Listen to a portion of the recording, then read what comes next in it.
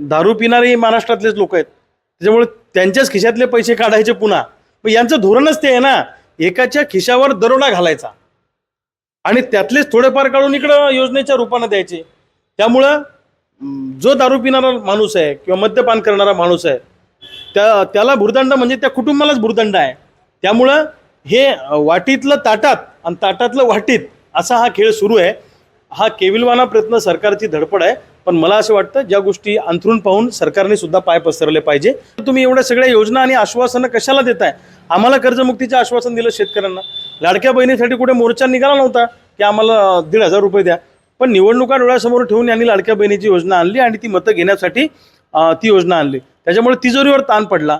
मग आता तिजोरीवर ताण पडला तर समजा तुम्ही दारू महाग केली, आम्ही काही त्याचं विरोधही करत नाही, समर्थनही करत नाही. ते दारू पिणारे लोक हे वेगळे असतात, त्याचा आमचा काही संबंध नाही.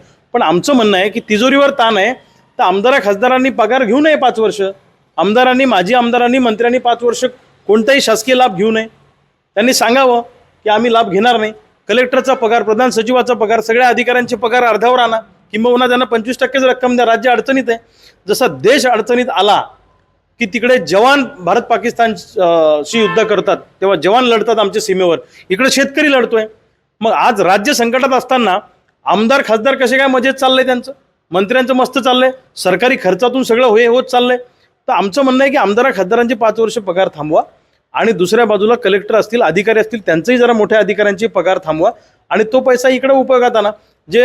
जे प्रकल्प आवश्यक नाही आहेत, ज्या प्रकल्पाची लोकांची डिमांड नाही आहे, असे प्रकल्प जे तुम्ही उभे करतायत, आता नव्यानं जालना नांदेड समृद्धी महामार्ग किंवा शिवशक्ती आपलं शक्तीपीठ महामार्ग, हे जे तुम्ही उभं करताय हे थांबवा ना जरा काही वर्ष. काय फरक पडतो? आता मुख्यमंत्री महोदयांनी सांगितलं की क्रिकेटला अजून गरज पडली तर आम्ही पैसा देऊ. आणि हे सगळं थांबवा, शेतकऱ्यांना वाचवा, अशी आमची भूमिका आहे. शेतकऱ्याच्या खिशावर दरोडा टाकायचा, आम्हाला सोयाबीन कापसावर आमच्या दरोडा घालायचा आणि त्यात 1 लाख रुपयाचा दरोडा घालायचा आणि त्यातले 1,500 काढून बहिणीला द्यायचे. म्हणजे आमचेच पैसे आम्हाला तुम्ही देताय. तर ही दुटप्पी भूमिका सरकारची आहे. जर सरकारच्या तिजोरीत पैसा नाही तर अनेक गोष्टींवर कटोती करणं, जसं की आमदार खासदारांचे पगार थांबवणं, या बाकीच्या गोष्टी केल्या पाहिजे. सरकारी तिजोरीत पैसा नाही म्हणून एखादा आमदार काय रस्त्यावर भीक मागायला उतरला नाही. आणि माझं तर ते म्हणणं आहे की या आमदार खासदारांच्या परदेशात कोणत्या कोणत्या बँकेत पैसा आहे, स्विस बँकेत आहे का अजून कुठे, तो काळा पैसा आणा. या आमदार खासदारांच्या प्रॉपर्ट्या चेक करा आणि जास्त प्रॉपर्ट्या किंवा आवाजवी प्रॉपर्ट्या ज्यांच्याकडे आहेत त्यांचा पैसा या तिजोरीत आणून लोकांना मदत करा.